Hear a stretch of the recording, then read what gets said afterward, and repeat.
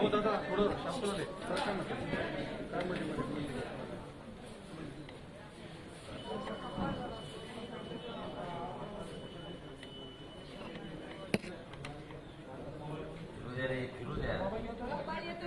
हा कोणाचा आहे मला हा कोण आहे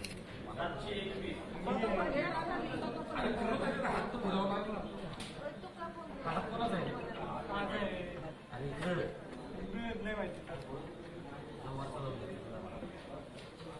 वेने बोट दाखवा.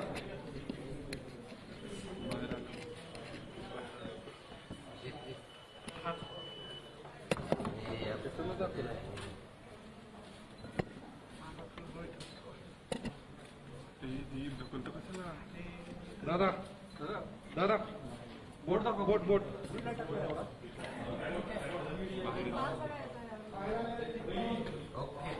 ओके.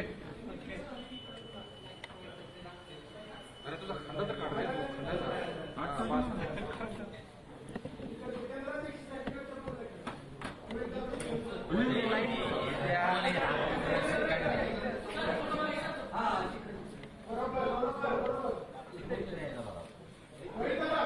दादा ते तुला हात दाखवा.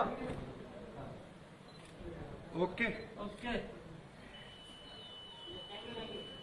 थँक्यू दादा. चला वाईट चला चला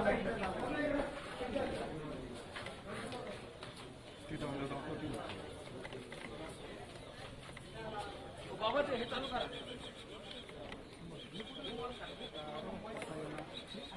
सांगा घेतो.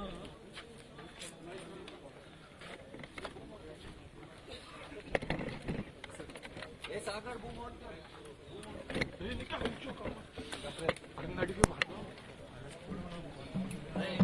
मोबाईल एकदम स्कॅनर आहे.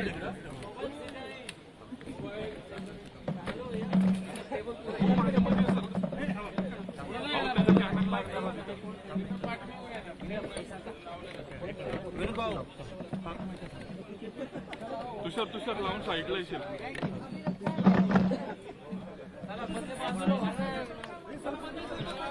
तुषार पटकन घुमते होऊन एवढा वेळ असतो का. करून दे ना बाहेर खाली. त्या दिवशी तुमची भावना पोचली मला.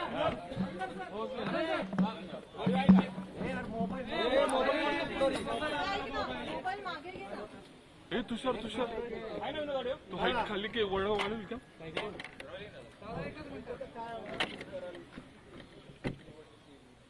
बारामतीकरांना मी विनंती करेल, अजितदादांच्या प्रती त्यांच्या मनामध्ये जो आदर आहे, प्रेम आहे, त्या सगळ्या गोष्टींकडे बघून मोठ्या बहुसंख्येने आपण मतदानाला आलं पाहिजे. आणि मला विश्वास आहे बारामतीकर नक्कीच त्या ठिकाणी येतील. काही ठिकाणी फक्त जे आम्हाला कळलं आहे, लोकांची नावं ज्या बूथवर पाहिजे त्या बूथवर नावं न येता लांबच्या बूथवर नावं तिथं आलेली आहेत, खास करून शहरामध्ये. त्यामुळे लोकांना अजून एक मला सांगायचं आहे की दादांचे जे कार्यकर्ते असतील, जे आपल्या सेवेसाठी आपल्या वॉर्डमध्ये त्या प्रभागामध्ये असतील, त्यांना थोडंसं तुम्ही भेटा. तुमचं नाव कुठं आलंय तिथं जाऊन लांब असलं तरी मतदान करा आणि सुनेत्रा खाकींना खूप चांगल्या मताधिक्याने तुम्ही निवडून द्या. काही प्रमाणात आतापर्यंत झालेलं मतदान हे नक्कीच चांगलं आहे, पण काही जे हातावर पोट असणारे लोक असतात, जे शेतामध्ये काम करतात, कष्टकरी असतात, संध्याकाळच्या वेळेस ते सुद्धा मोठ्या बहुसंख्येने मतदानाला येतील. मी सर्व व्यापाऱ्यांचे आभार व्यक्त करतो की बारामती शहरामध्ये व्यापारी संघटनेने एक चांगला निर्णय घेतलेला आहे. 11 पर्यंत आम्ही दुकानं उघडणार नाही आणि त्यांच्या दुकानात काम करणारा जो कुणी कामगार असेल, व्यक्ती असेल, त्यांनी आल्यानंतर मतदान झालंय का हे दाखवायचं, मगच कामाला तिथं सुरुवात करायची. कुठं ना कुठेतरी एक तर लोकशाहीला सुद्धा बळकटीकरण मिळतंय आणि मतदानाला सुद्धा बारामतीमध्ये नक्कीच त्या ठिकाणी मदत होते. दादा खरं तर अजितदादांच्या पक्षात जे मतदान होत आहे काय आपल्या आठवणी सांगाल दादांची?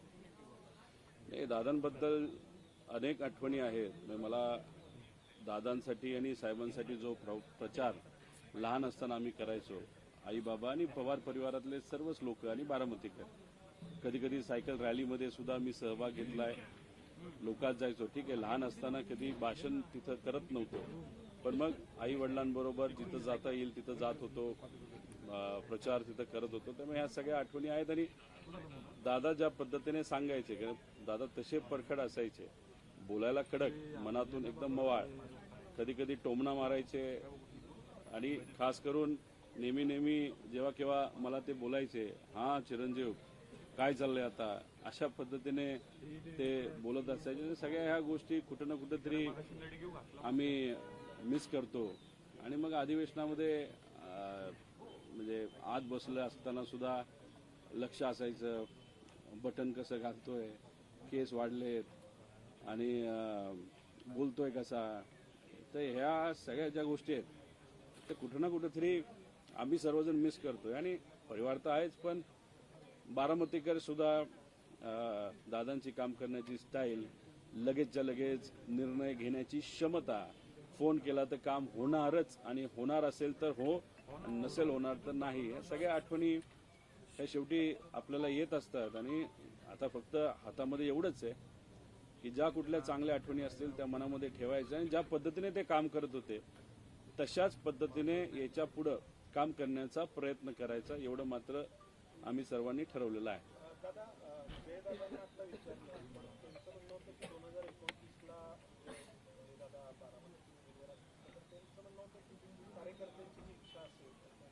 नाही, शेवटी कार्यकर्ते आणि पक्षाची जी इच्छा असते आणि पक्ष जो निर्णय घेतो तो तिथं ऐकावं लागतं. त्यामुळे त्यांचा पक्ष वेगळा आहे, त्यांच्या पक्षाने जो कुठला निर्णय त्यावेळेस तिथं घेतला जाईल, म्हणजे काकी जर निवडणुकीला त्यावेळेस उभं राहणार नसतील आणि जे उभं राहणार असेल, शेवटी त्यावेळेस जी लढाई होईल 2029ला, ती तशी बघितली तर सर्व पक्षीय ही लढाई त्या ठिकाणी होऊ शकते. हे बघा, आता अजितदादांच्या वेळेस सुद्धा पवार विरुद्ध पवार झालेलंच आहे, लोकसभेला सुद्धा पवार विरुद्ध पवार झालेलंच आहे. त्यामुळे उद्या जाऊन पवार विरुद्ध पवार होण्याची शक्यता ही आपल्याला नाकारता येणार नाही. लोकांची इच्छा आहे, लोकांचं मत आहे. जी शेवट दादांची इच्छा होते की पवार परिवार एकत्रित आला पाहिजे, परिवार म्हणून एकत्रित आला पाहिजे. हे किती खरं असलं तर राजकीय दृष्टिकोनातून निर्णय घेत असताना कधी कधी चांगल्या गोष्टी होण्यासाठी काही कडक निर्णय घ्यावे लागतात, काही गोष्टींचा त्याग द्यावा लागतो. आता जर उद्या जाऊन परिवाराला एकत्रित यावं लागेल, आम्ही तर विरोधात आहोत, पण सत्तेतून काही लोकांना बाहेर येणं म्हणजे पक्षाला, आमदारांकडे बघून आणि त्यांच्या सर्व कार्यकर्त्यांकडे बघून तो तसा सोपा निर्णय नाही. यालाच मुद्दा असा आहे, ज्या दादाची इच्छा दोन्ही राष्ट्रांनी एकत्र एकूण तशी परिस्थिती निर्माण झाली, ती परिस्थिती बघून मग आता डाव ठोकला जातोय कशाचा? जयदादांकडनं की बारामती जागा आमच्याकडे राहावी, असं काय आहे का? नाही, आता त्यांचा पक्षच वेगळा आहे ना. आता दादांच्या वेळेस पण पवार विरुद्ध पवार झालं, कितीही मनामध्ये इच्छा नसेल, पक्ष वेगळे राहतीलच, कारण का आम्ही विरोधात आहोत. आणि उद्या जाऊन मग तिथं जय उभा राहिला, इथून युगेंद्र तिथं असू शकतं. त्यामुळे ह्या अनुषंगाने पवार विरुद्ध पवार हे बारामतीमध्ये किती लोकांची इच्छा नसली तरी होऊ शकतं. आणि शेवटी झालं असं आहे की पवार विरुद्ध पवार व्हावं ही लोकांची इच्छा नाहीये, पण जे पवारांकडे बघत असताना चांगल्या दृष्टिकोनातून बघत नाही, पवार परिवाराचं लेगेसी, त्यांनी केलेलं जे काही काम आहे, पवार साहेब दादांनी जे काही वलय उभं केलेलं लोकांना सेवा करून, हे संपवावं असं अनेक राज्यकर्त्यांची तिथं इच्छा आहे. त्यामुळे त्यांना नक्कीच वाटेल पवार विरुद्ध पवार झालं पाहिजे, पण लोकांना हे वाटत नाही. ह्या दोन गोष्टीमधला हा फरक आहे.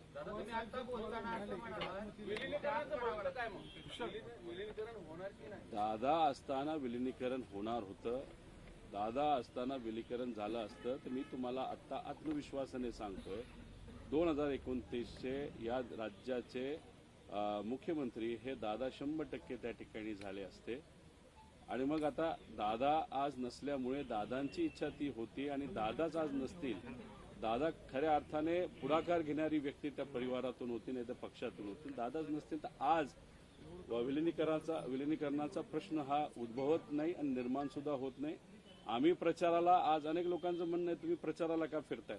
अरे आमची काहीतरी जबाबदारी दादांच्या प्रती. आज दादा नाहीत आपल्यात, त्यांचा ऍक्सिडेंट कसा झाला, काय झालं हे तर आम्ही शोधतोच आहे. पण दादा नसताना दादांकडे बघून पोटनिवडणुकीमध्ये लोकांनी निर्णय घेतला असला भावनिक दृष्टिकोनातून तिथं प्रचाराला येणं हे आम्हाला योग्य वाटलं. तर व्यक्तीच्या प्रचाराला आम्ही त्या ठिकाणी आलेलो आहे. त्याचा अर्थ विलिनीकरण हे काही चर्चेत आहे नाही तर होणार असा त्याचा अर्थ निघत नाही. हे पूर्णपणे आमच्या सगळ्यांचा भावनिक निर्णय होता. पवार साहेबांनी जर तुम्हाला टाकलं किंवा तुम्हाला जर संधी दिली तुम्ही लढाल का?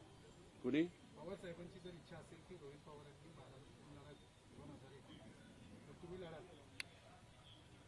आता जेव्हा विधानसभेचं गेलं इलेक्शन होतं,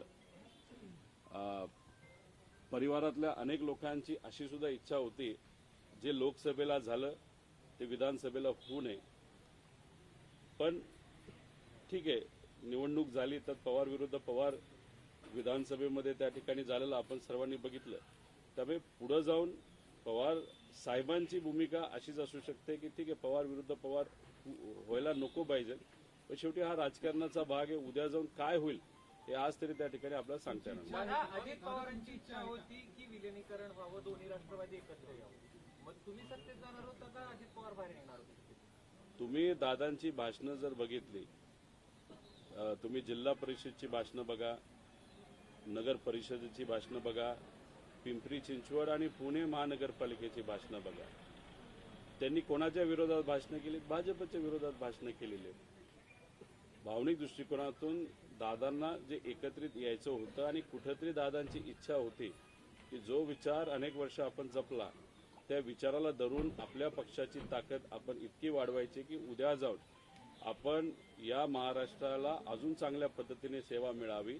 आणि त्यांनी कधी बोलून दाखवलं नाही, पण नक्कीच आम्हाला असं वाटत होतं 29ला एवढी ताकद वाढवायची, या महाराष्ट्राचे मुख्यमंत्री बनायचे. म्हणजे अजित पवार सत्तेतून बाहेर पडणार होते? दादांमध्ये काय चर्चा झाली? म्हणजे आम्ही सत्तेत जाणार होतो का बाहेर येणार होतो? दादा रस्त्यावर येऊन लढणार होते, ही आमच्यातली चर्चा आहे. ती आज इथं बोलून त्याचा काही फायदा नाही. पण फक्त तुम्हाला एक अंदाज देण्यासाठी दादा जाण्याच्या आधीच्या 4 महिन्यामध्ये दादा कोणाच्या विरोधात बोलत होते हे तुम्ही त्या ठिकाणी बघितलं पाहिजे. शिखर बँकचा काल निकाल आलाय, तुम्ही असतील किंवा क्लीन चिट मिळाली, तुम्ही असतील किंवा तनपुरे असतील.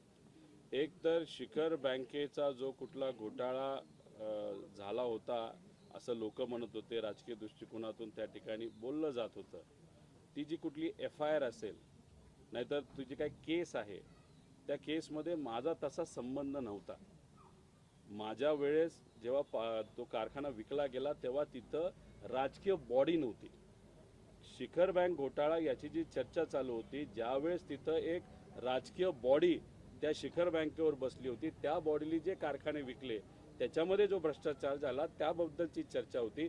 मी जेव्हा कारखाना घेतला होता तेव्हा तिथं प्रशासक होता माजी सेक्रेटरी देशाचे. पण फक्त मी सरकारच्या विरोधात बोलतोय.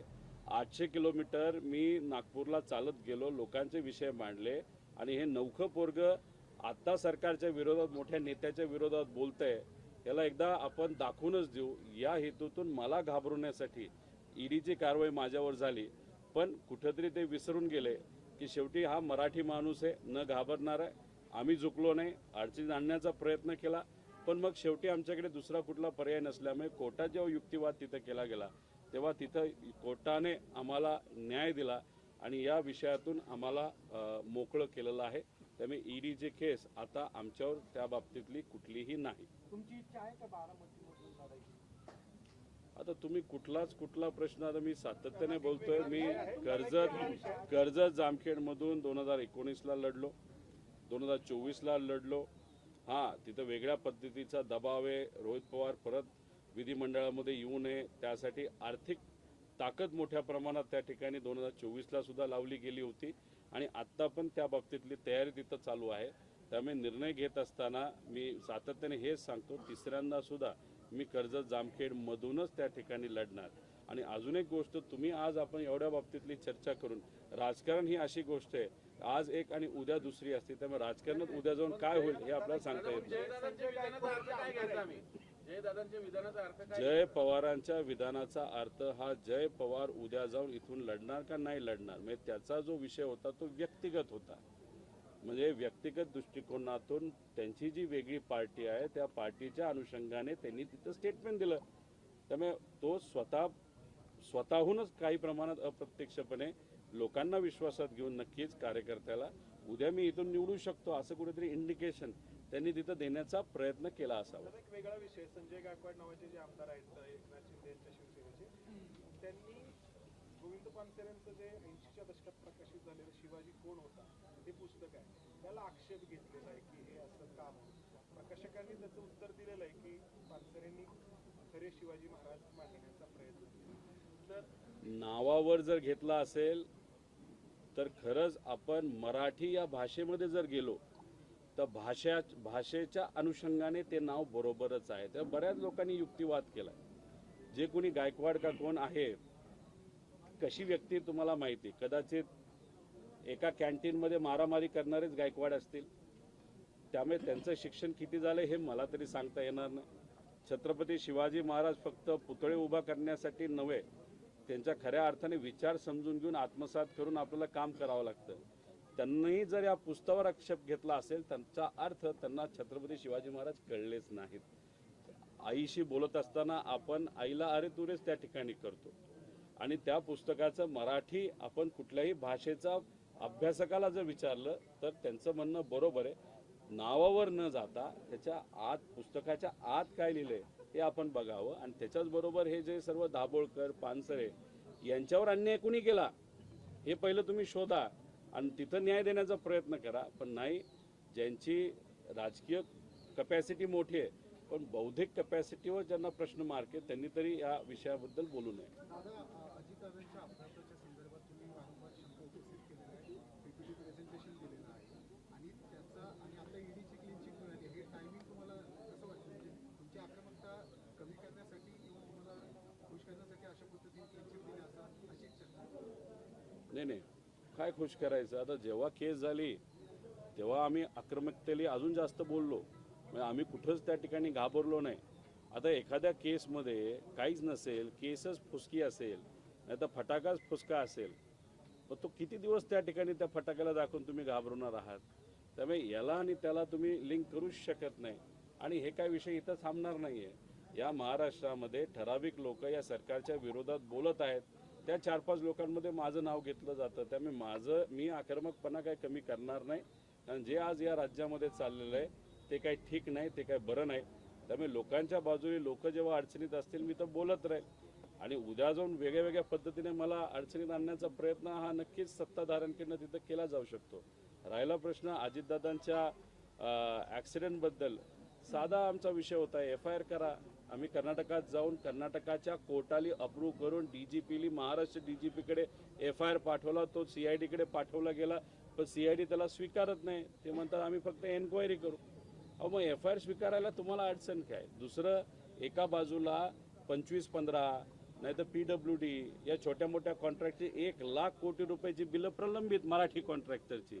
पण अजितदादांचा ॲक्सिडेंट ज्या विमानातून झाला, ती जी काही VSR कंपनी, त्याचा मालक जो VK सिंग आहे, त्याला अजितदादा गेल्यानंतर 100 कोटी रुपये त्याचं बिल तिथं दिलं गेलं महाराष्ट्राकडनं. म्हणजे एका बाजूला पैसा नाही, एका बाजूला दादा